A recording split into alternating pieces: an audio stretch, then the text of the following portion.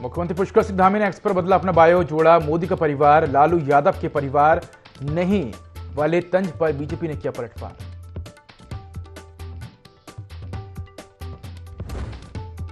धामी मंत्रिमंडल की बैठक में आए 8 प्रस्ताव। उत्तराखंड में public private property damage act को मिली मंजूरी। अब संपत्ति को हानि पहुंचाने पर भरना होगा जुर्माना।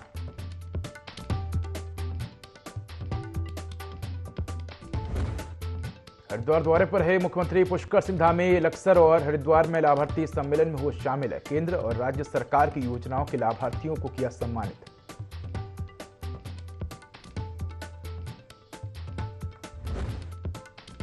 पूर्व मंत्री हरक सिंह रावत दूसरे समन पर भी ईडी के समक्ष नहीं हुए पेश। लोकसभा चुनाव के चलते दिल्ली में होने की कही बात, ईडी से 1 महीने का मांगा समय।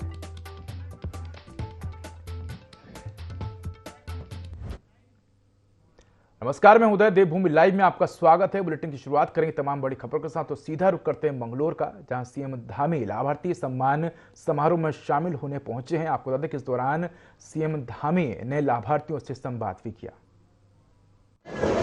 इसके शुभ अवसर पर मंच पर आसीन भारतीय जनता पार्टी के हमारे यशस्वी दुधारू कर्मठ प्रदेश अध्यक्ष, जिनको अभी अभी राज्यसभा में जो निर्वाचित हुए हैं उत्तराखंड राज्य की तरफ से, आदरणीय महेंद्र भट्ट जी, मंच पर आसीन हमारे इस हरिद्वार लोकसभा क्षेत्र के लोकप्रिय सांसद, भारत सरकार के पूर्व मंत्री, उत्तराखंड सरकार के पूर्व मुख्यमंत्री आदरणीय डॉक्टर रमेश पोखरियाल निशंक जी, हमारे बहुत ही वरिष्ठ नेता और राज्यसभा के सांसद, राष्ट्रीय कोषाध्यक्ष भारतीय जनता पार्टी आदरणीय नरेश बंसल जी, हमारी बहन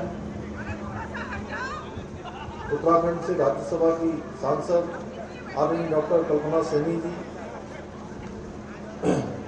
श्री कुलदीप कुमार जी हमारे प्रदेश उपाध्यक्ष एवं लोकसभा प्रभारी, शोभाराम प्रजापति जी जिलाध्यक्ष रुड़की, आदित्य चौहान जी हमारे रुड़की क्षेत्र के लोकप्रिय विधायक, आदरणीय प्रतीक बत्रा जी जिला पंचायत के अध्यक्ष, श्री किरण चौधरी जी प्रदेश के उपाध्यक्ष, श्री देशराज कर्णवाल जी, श्री मयंक गुप्ता जी, श्री राकेश गिरी जी प्रदेश अध्यक्ष ओबीसी मोर्चा, श्री मास्टर सत्यपाल जी, श्री दिनेश पवार जी, श्री राजपाल जी, मुनीश सैनी जी, अरविंद गौतम जी जिला महामंत्री, विकास मित्तल जी, राजीव राणा जी, अनीश गौड़ जी, हमारे कुंवर प्रणव चैंपियन साहब, जो कई बार इन्होंने यहाँ से प्रतिनिधित्व किया है विधानसभा में, श्री कविंद्र चौधरी जी हमारे ब्लॉक प्रमुख नारसन, मानवेंद्र सिंह जी चेयरमैन झबरेड़ा, अजीत चौधरी जी, राकेश सैनी जी प्रभारी, डॉक्टर मधु भट्ट जी, महेंद्र काला जी प्रभारी भगवानपुर, श्री सुदेश चौधरी जी, श्री राजेंद्र व्यास जी, श्री अजय कौर जी एवं मंच पर आसीन हमारे श्री श्यामवीर सैनी जी समेत सभी हमारे जयपाल सिंह जी, हमारे सभी ब्लॉक प्रमुख, सभी जनप्रतिनिधिगण और इस कार्यक्रम में पधारे हमारे इस पूरे सभा में आए हुए सभी बड़े बुजुर्ग, सभी उपस्थित माताएं, बहनें, सभी मेरे नौजवान साथियों, उपस्थित हमारे मीडिया के साथियों, पत्रकार मित्रों, छायाकार बंधुओं, हमारे प्रशासन के जिले के एवं स्थानीय प्रशासन के सभी अधिकारीगण, सभी कर्मचारीगण, मैं सबसे पहले तो आप सबको इतनी बड़ी संख्या में यहाँ पर पधारे हैं, मैं आप सबने हमारा स्वागत किया, अभिनंदन किया, आपने हमारा हौसला बढ़ाया। मैं भी दोनों हाथ जोड़कर आपको सर झुकाकर सबको प्रणाम करता हूँ, आप सबका अभिनंदन करता हूँ। भाइयों बहनों, आज जो लाभार्थी भाई बहनों के लिए ये जो हमने सम्मान समारोह आयोजित किया है और इस सम्मान समारोह में आप सब आए हैं, मैं सभी लाभार्थी भाई बहनों का भी अभिनंदन करता हूं। हमारे आदरणीय प्रधानमंत्री जी के नेतृत्व में समाज के अंतिम छोर में खड़े हुए व्यक्ति तक शासन पहुंचे, सरकार पहुंचे, सरकार की सुविधाएं पहुंचे, योजनाएं पहुंचे, उसके लिए लगातार पिछले 10 सालों में अनेक अनेक कार्य हुए हैं, जिनके बारे में बहुत विस्तार से आदमी निशंक जी ने बहुत विस्तार से यहाँ से बताया किस प्रकार से योजनाएं पहुंची है। हमारे प्रदेश अध्यक्ष जी ने भी बहुत बातें यहाँ पर बताई हैं। मैं इतना ही कहना चाहता हूँ कि हमारे प्रधानमंत्री आदरणीय मोदी जी के नेतृत्व में देश के अंदर उन योजनाओं को लाया गया है जो योजनाएं वास्तव में जरूरत थी, जिसके कारण से लोगों का जीवन आगे बढ़ सकता था। उन योजनाओं को लागू करने का काम, उन योजनाओं को नीतियों में लाने का काम, उन योजनाओं को धरातल पर उतारने का काम किसी ने किया है तो हमारे देश के यशस्वी प्रधानमंत्री नरेंद्र मोदी जी ने किया है। भाइयों बहनों, मुख्यमंत्री पुष्कर सिंह धामी हरिद्वार के दौरे पर रहे, जहां उनका कार्यकर्ताओं ने जोरदार स्वागत किया। सीएम लक्सर में लाभार्थी सम्मान समारोह में शामिल हुए। इस दौरान उन्होंने राज्य और केंद्र की जन कल्याणकारी योजनाओं के लाभार्थियों से संवाद किया। सीएम धामी ने लक्सर में विभिन्न योजनाओं का शिलान्यास और लोकार्पण किया।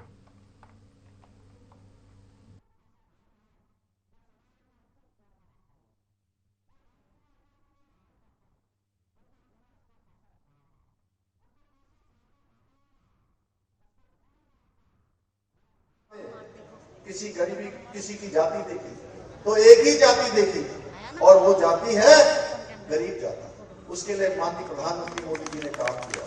युवा, किसान, महिला, इन सब के लिए लगातार योजनाएं बनाने का काम किया। उसी का नेतृत्व, उसी का परिणाम है कि पिछले 10 सालों में, मैं कहूंगा 10 साल, चूंकि अब चुनाव में हम लोग जाने वाले, 10 सालों में लगभग प्रधानमंत्री आवास योजना 4 करोड़ से भी 4 करोड़ के लगभग देश के लोगों को मकान देने का काम हुआ। प्रधानमंत्री आवास योजना में उनको लाभ मिला। भारत के इतिहास में गरीबों के लिए आवास निर्माण के क्षेत्र में ऐसी क्रांति आजाद भारत में इससे पहले कभी नहीं देखी गई। भाइयों बहनों, चूंकि प्रधानमंत्री जी का संकल्प है गरीबों का कल्याण करना, गरीबों के लिए योजनाएं बनाना, अंत्योदय का सिद्धांत मानकर वो लगातार काम कर रहे हैं। लगातार लोगों की सुविधाओं को और अधिक देने के लिए, उनके जीवन को ऊपर उठाने के लिए लगातार काम हो रहा है। भाइयों बहनों, आज हमारे प्रधानमंत्री जी का जो 10 साल का कार्यकाल है, उस दौरान विकास कार्यों को सभी मापदंडों पर तोड़कर हम कह सकते हैं कि हमारे देश ने इन 10 वर्षों में हर क्षेत्र में प्रगति की है। आज भारत दुनिया का सिरमौर भारत बनने की ओर आगे बढ़ रहा है। आज भारत दुनिया का नेतृत्व करने वाला भारत बन रहा है। आज भारत दुनिया को दिशा देने वाला भारत बन रहा है। एक समय याद करिए आप, 2014 से पहले जब देश के अंदर दूसरी सरकार थी, भारत विश्व के मंचों पर अपने हितों की बात भी विश्व मंचों पर नहीं कर पाता था। पिछड़कू भारत, दब्बू भारत, ऐसी भारत की पहचान हो गई थी। लेकिन आज हर क्षेत्र में दुनिया का अगर कोई भी बड़ा काम होता है, दुनिया के अंदर अगर कोई चुनौती आती है, तो पूरी दुनिया आज भारत के रुख का इंतजार करती है। यह हमारे प्रधानमंत्री जी का नेतृत्व है। उत्तराखंड कैबिनेट की बैठक मुख्यमंत्री पुष्कर सिंह धामी की अध्यक्षता में सचिवालय में संपन्न हुई। इस बैठक में 8 प्रस्ताव पर कैबिनेट की मुहर लगी है। बैठक में वित्त विभाग के अधीनस्थ लेखा संवर्ग के कर्मियों का अधिकार वित्त विभाग के अधीन ही होगा। इसके अलावा उत्तराखंड लोक एवं निजी संपत्ति नुकसान की वसूली एक्ट बनाने के अध्यादेश को भी कैबिनेट ने मंजूरी दी है। साथ ही प्रधानमंत्री आवास योजना के आवंटन की प्रक्रिया में भी बदलाव किया गया है। मंत्रिमंडल की बैठक में फैसलों को लेकर मुख्य सचिव राधा रतूड़ी ने जानकारी दी।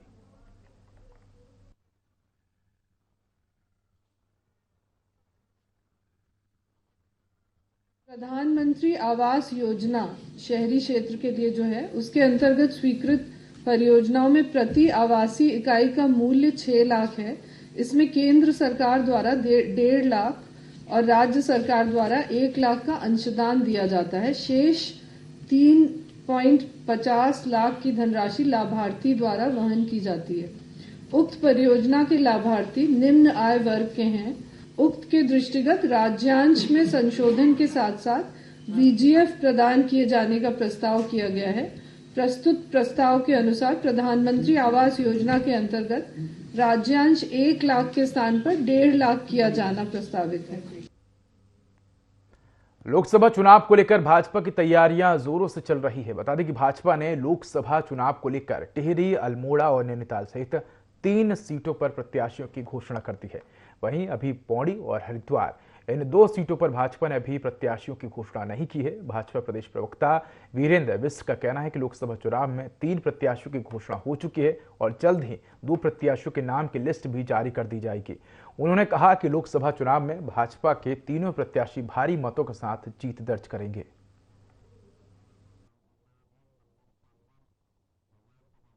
पार्टी ने अपने 3 प्रत्याशियों की घोषणा कर दी है। तीनों प्रत्याशी अपने अपने क्षेत्रों में लोकप्रिय प्रत्याशी हैं और काफ़ी मतों के अंतर से वो जीतने वाले हैं। जहां तक 2 प्रत्याशियों के घोषणा का विषय है, कहीं कोई अनिश्चितता नहीं है। प्रदेश के शीर्ष नेतृत्व ने और केंद्र के शीर्ष नेतृत्व ने बैठकर सारी चर्चाएं कर ली हैं। जब भी दूसरी लिस्ट निकलेगी, उनमें दोनों प्रत्याशियों के नाम की घोषणा हो जाएगी। कांग्रेस पार्टी जल्द ही लोकसभा चुनाव के प्रत्याशियों के नाम की लिस्ट फाइनल कर सकती है। हालांकि कांग्रेस ने इंटरनल सर्वे कराकर नाम की लिस्ट को शॉर्ट कर दिया है।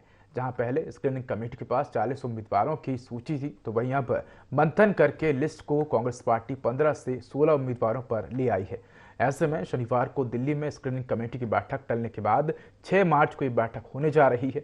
बता दें कि भाजपा के प्रत्याशियों की घोषणाओं का सिलसिला शुरू होने के बाद अब 6 मार्च को होने वाली कांग्रेस स्क्रीनिंग कमेटी की बैठक में 5 सीटों के लिए प्रत्याशियों का पैनल तय करके केंद्रीय चुनाव समिति को भेज दिया जाएगा।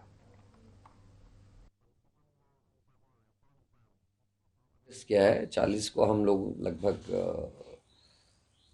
15-16 पे हम ले आए हैं और 6 तारीख के आसपास मेरे को लगता है कि 6 तारीख को दोबारा बैठक है और तब तक हमारी सर्वे इत्यादि भी जो भी रिपोर्ट्स आनी होंगी हाईकमान के पास वो आ चुकी होंगी। और इस बीच क्योंकि हिमाचल का जो घटनाक्रम हुआ है और भी कुछ चीज़ें हैं उनको लेकर पार्टी व्यस्त है, तो 6 तारीख को भी बैठक दोबारा होगी। लोकसभा चुनाव 2024 जैसे जैसे नजदीक आ रहा है, वैसे वैसे प्रदेश की राजनीतिक पार्टियां लगातार अपना दमखम दिखाने में जुट गई हैं। एक तरफ जहां भारतीय जनता पार्टी अपने बड़े नेताओं और जिताऊ उम्मीदवारों को मैदान में उतारने की रणनीति बना चुकी है, तो वहीं दूसरी ओर कांग्रेस में कुछ विपरीत देखने को मिल रहा है। कांग्रेस के बड़े नेता चुनाव लड़ने से इनकार कर रहे हैं। इससे ये माना जा रहा है कि कांग्रेस के ही कई दिग्गजों को चुनाव हारने का खतरा लगा हुआ है।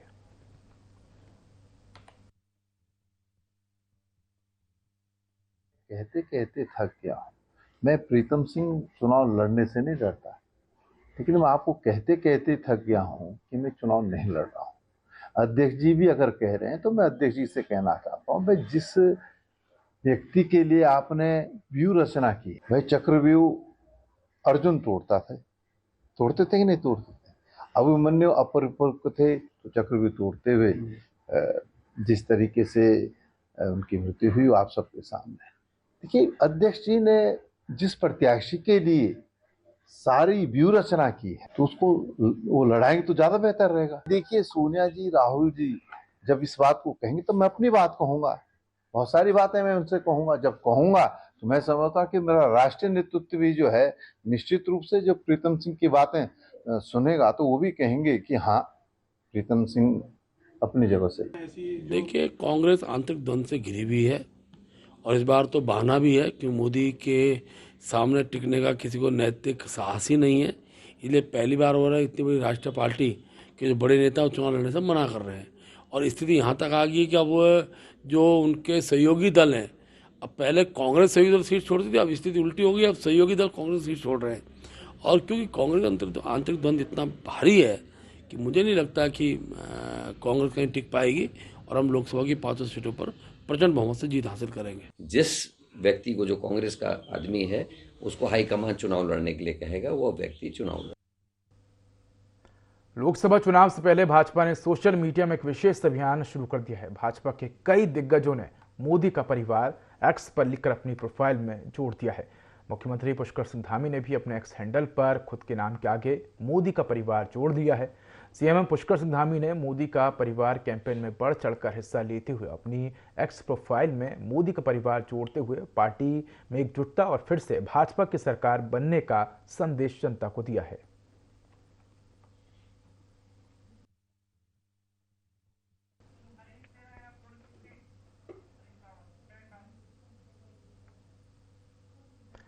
पूर्व मुख्यमंत्री हरीश रावत के नेतृत्व में कांग्रेसियों ने कचहरी स्थित एसडीएम कार्यालय के बाहर धरना दिया।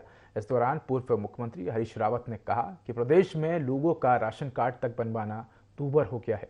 साथ ही कहा कि भाजपा डबल इंजन सरकार का नारा देती है, लेकिन जन समस्याओं के निस्तारण के लिए सिंगल इंजन भी काम नहीं कर पा रहा है। वहीं उन्होंने आंगनबाड़ी कार्यकर्त्रियों के चल रहे विरोध प्रदर्शन को भी समर्थन दिया है। साथ ही कहा कि एससी समाज के लोगों को दिए गए सरकारी पट्टे को भी धामी सरकार ने खारिज कर दिया है।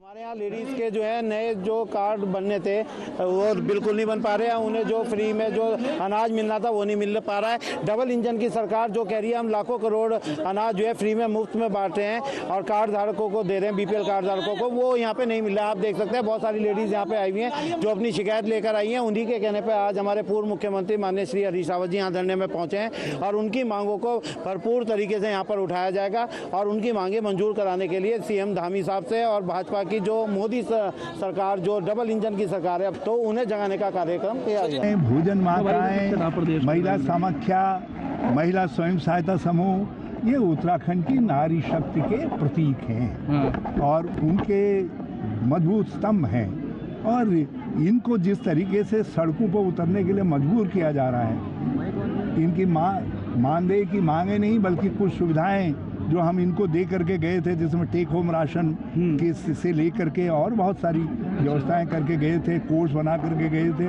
वो सब इन्होंने ख़त्म कर दिया। नए बीपीएल कार्ड बन नहीं रहे हैं गरीबों की संख्या बढ़ रही है, बिल्कुल बढ़ रही है। असहाय लोगों की संख्या बढ़ रही है, महिलाएं, विधवा महिलाओं की संख्या बढ़ रही है, लेकिन बीपीएल कार्ड नहीं बनाए जा रहे हैं और बीपीएल परिवारों में नई आवक बच्चे हो रहे हैं, उनके नाम राशन कार्ड में दर्ज नहीं हो रहे हैं, तो उनको उनके राशन कार्ड उनको मिले वापस इसके लिए। और बड़ी संख्या में गरीबों को, दलितों को, पिछड़ों को, तो ये 4 मांगों को लेकर के हम यहाँ आईआईटी रुड़की के ओपी जैन ऑडिटोरियम में एक कार्यशाला का आयोजन किया गया, जिसमें नोडल अधिकारी प्रोफेसर आशीष पांडे ने कहा कि इस कार्यशाला का उद्देश्य किसानों, छात्र छात्राओं को जल प्रबंधन, जैविक खेती, मिश्रित खेती और मौसम परामर्श के बारे में जागरूक करना है। मुख्य अतिथि भारत भूषण त्यागी ने जैविक खेती, मिश्रित खेती के बारे में जानकारी दी। उन्होंने कहा कि फसलों को पोषण देने के लिए हमें बाहर से पोषक तत्व मृदा में डालने की जरूरत नहीं है, क्योंकि खेत की मिट्टी में इतनी क्षमता होती है कि वो जैविक पोषक तत्वों के माध्यम से फसल को पोषण प्रदान कर सके। पद्मश्री उमाशंकर पांडे ने कहा कि मानव जीवन का मुख्य स्रोत जल है, इसलिए हम सभी को जल संरक्षण हेतु प्रयास करने होंगे। गांव का विकास कैसे हो, आत्मनिर्भर भारत की संकल्पना हो, किसानों का सशक्तिकरण हो, आमदनी की बात हो, पर्यावरण के संतुलन की बात हो, तो मौलिक रूप में एक नई मानसिकता के साथ देश कैसे आगे बढ़े, ये संकल्पना यशस्वी प्रधानमंत्री जी की रही। उसी दिशा में आईआईटी में एक गंभीर चिंतन के लिए यहाँ पर सारे लोग बैठे या अधिक उत्पादन के लिए जो भी तरीके अपनाए गए उनमें रसायनों का और कृत्रिमता को बहुत जोर दिया था हमने। एक फसल से अधिकतम उत्पादन नहीं लिया जा सकता, उसके लिए प्राकृतिक नियम को समझना है कि विविधता में किस प्रकार से अनेक फसलों को लगाकर हम ज़्यादा उत्पादन ले सकते। उन्नत भारत और व्यक्तिगत रूप से क्या हम मदद कर सकते हैं, हमारी जो सामर्थ्य है उसके अनुसार भारत को मजबूत करने के लिए हमारा क्या योगदान हो सकता है, इस विषय को लेकर आईआईटी रुड़की में जो जल संस्थान है इसकी ओर से हम सबको आमंत्रित किया गया है। क्योंकि पानी बनाया नहीं जा सकता, बचाया जा सकता है। पेड़ बनाया नहीं जा सकता, पेड़ लगाया जा सकता है। और गांव से ही सारी सभ्यताएं, सारी शिक्षाएं, सारा दुनिया में जो विस्तार हुआ है वो गांव के लोगों ने किया है। गांव ने मिलके शहर बनाया, गांव ने मिलके कस्बे बनाए, गांव ने मिलके देश बनाया। इसलिए हमें प्राकृतिक खेती के हो या जैवमुक्त खेती के हो या जैविक खेती के हो, उस पर हम किसानों को आना होगा और तभी आमदनी बढ़ेगी। आज सब कुछ बाजार पर निर्भर हो गया और किसान जो पैदा कर रहा है ना वो खाने योग्य है, ना ही किसान को फायदा है। ऐसे समय में आईआईटी रुड़की ने जो एक सेमिनार करवाने का निर्णय लिया है, किसानों को बुलाया है, किसानों को सिखाने का काम किया है, ये एक अच्छा कदम है आईआईटी रुड़की का। और इसमें किसानों को प्रेरित कर रहे हैं जैविक खेती के लिए, प्राकृतिक खेती के लिए। और ये जरूरी है कि देश में जैव मुक्त खेती हो और रसायन से छुटकारा हो। रसायन की खेती से बहुत से नुकसान है। केंद्रीय भाजपा नेतृत्व ने लोकसभा चुनाव को लेकर प्रत्याशियों की पहली सूची जारी कर दी है। उत्तराखंड के ऊधम सिंह नगर नैनीताल लोकसभा सीट से केंद्रीय रक्षा राज्य मंत्री अजय भट्ट को भाजपा ने दोबारा प्रत्याशी बनाया है। अजय भट्ट को प्रत्याशी बनाए जाने पर भाजपाइयों में खुशी की लहर दौड़ गई है। किच्छा में भाजपाइयों ने मिष्ठान वितरण कर जोरदार आतिशबाजी करते हुए पार्टी हाईकमान का आभार जताया। बीजेपी के जिला उपाध्यक्ष विवेक सक्सेना ने कहा कि पिछले चुनाव में अजय भट्ट ने 3.5 लाख वोटों से जीत दर्ज की थी, लेकिन इस चुनाव में उनकी जीत का आंकड़ा 5 लाख से ऊपर होगा।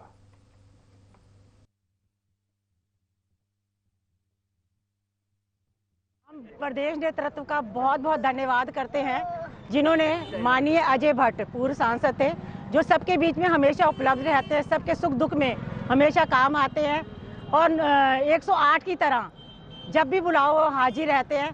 ऐसे हमारे माननीय अजय भट्ट जी को इस विधानसभा से प्रत्याशी घोषित किया है। इसी वजह से यहाँ पर मिष्ठान वितरण लोकसभा का प्रत्याशी घोषित किया है।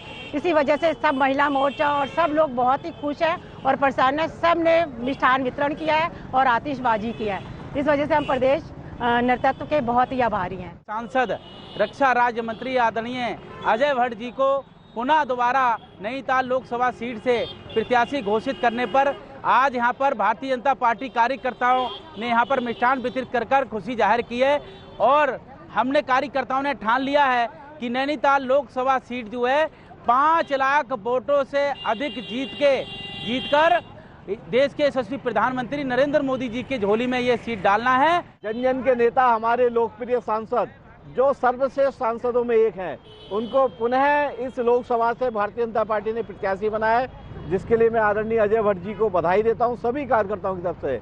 और देश के यशस्वी प्रधानमंत्री आदरणीय मोदी जी को, हमारे राष्ट्रीय अध्यक्ष आदरणीय जगत प्रसाद नड्डा जी को, पूरे राष्ट्रीय नेतृत्व के साथ साथ प्रदेश संगठन को और आदरणीय मुख्यमंत्री जी को हम आभार व्यक्त करते हैं कि उन्होंने हमारे ऐसे नेता को पुनः टिकट दिया है जो हमेशा जनता के बीच में रहते हैं।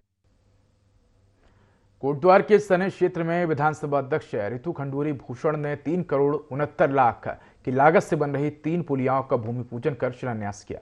विधानसभा अध्यक्ष ने बताया कि बीते वर्ष नदियों के उफान पर आ जाने से सने क्षेत्र की जनता को बहुत परेशानियों का सामना करना पड़ा था, जिसको ध्यान में रखते हुए इस पुलिया का निर्माण किया जा रहा है। इस पुलिया के बनने से बरसात के मौसम में भी स्थानीय लोगों को आने जाने में सुविधा मिलेगी।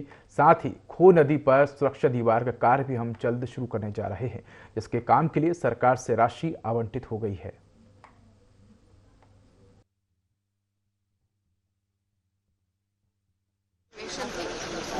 चार पुलिया हम इस वक्त करीबन 3 करोड़ 70 लाख के आसपास के अमाउंट से बना रहे हैं।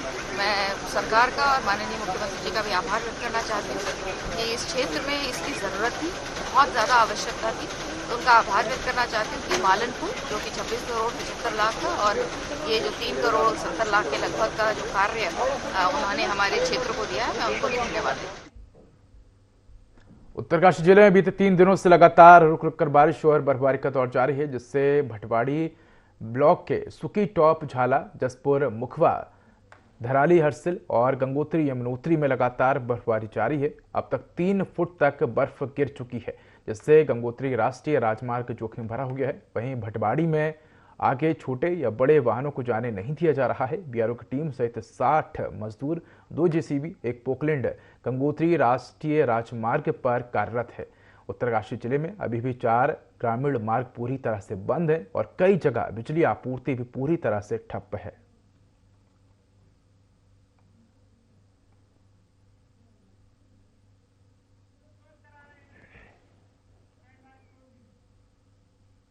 तो फिलहाल इस बुलेटिन में इतना ही। खबरों के अधिक अपडेट के लिए देखते रहिए INE 24। नमस्कार।